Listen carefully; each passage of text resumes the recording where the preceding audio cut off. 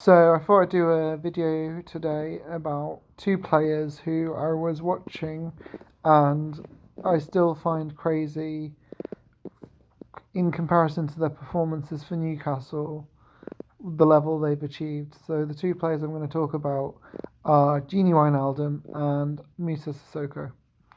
So Wijnaldum, obviously, when we got him, he was Dutch international, came with high expectations, and I'll be honest, when I saw him play, I was a huge fan. He had a good eye for goal.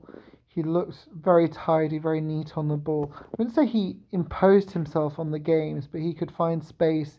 He had good link up play. He was good at 1-2s. He could make good runs. I think the thing which Newcastle fans found really difficult with Wijnaldum is obviously that was the season we got relegated, and he would turn up with some incredible performances. You know, the game against Norwich where he got 4 goals, that Manchester United 3-all draw, he was absolutely brilliant. And there were other games where I remember we beat Liverpool 2-0 at home, and again, he ran the show. He was fantastic. But his performances away from home were quite poor. He struggled. I don't think he scored for us away from home. He didn't seem to get into threatening positions, and he really struggled to impose himself. So when I watch him play for Liverpool now, I see a player, and I just think, wow, so he's he's so flexible. I think he was a gymnast in his younger years. He's able to move the ball. I mean, his goal scoring for Liverpool is great. Obviously, he's playing with better players at Liverpool, so he may feel he's able to express himself more. But it's a player I feel we didn't really get the most out of. I remember when we got relegated, I expected clubs to come in for him, but I didn't expect Liverpool or a club of that size to come in for him. I thought maybe Tottenham, West Ham, Everton, these type of clubs would come in for him, not like a Liverpool. But obviously, he's gone and won the Premier League and the Champions League, and he's played a key part in that, scoring key goals. And he's a player who I just think if we kept him, if we'd been able to do something with his abilities, we could have done so much more. But at the end of the day, he wanted to go, and we weren't going to be able to keep him. And he made the right decision to leave and join Liverpool, to be honest. Musa Sissoko, a weird player. I remember his first game at St James's Park against Chelsea, where he just tore it up. He was fantastic. I remember thinking, we've got the new Yaya Toure, and he was like 1.5 million, and he just drove so well, and he has so much power. And there were games for Newcastle where you would just think, wow, why don't we see this every week?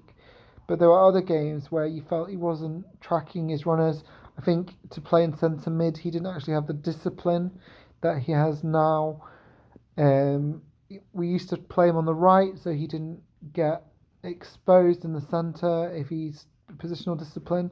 You now see him for Spurs, and he's playing as a defensive midfielder with Højbjerg. Spurs fans will accept that. Yeah, he's not the greatest passer of the ball, but he will run into the ground. He'll keep going. He'll keep fighting, and we didn't really see that at Newcastle.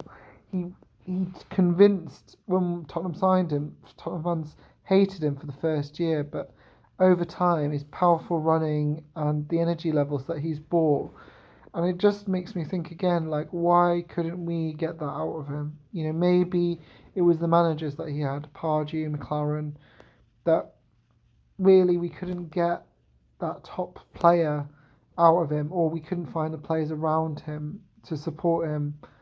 But it's still the midfield that we had that season.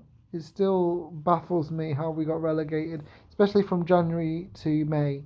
If you think we had Townsend, Sissoko, Shelvey, Wijnaldum, like, that is a great midfield. I mean, remember, it was the Andros Townsend we had, not the Andros Townsend who's an imposter at the moment at Crystal Palace, who I feel is just wasting away his talent. But yeah, there's two players who still. It is really incredible to see how relatively he would have Sissoko would have one good game in 10, and you see him at Spurs now, and he's a proper driving force in a title challenging team.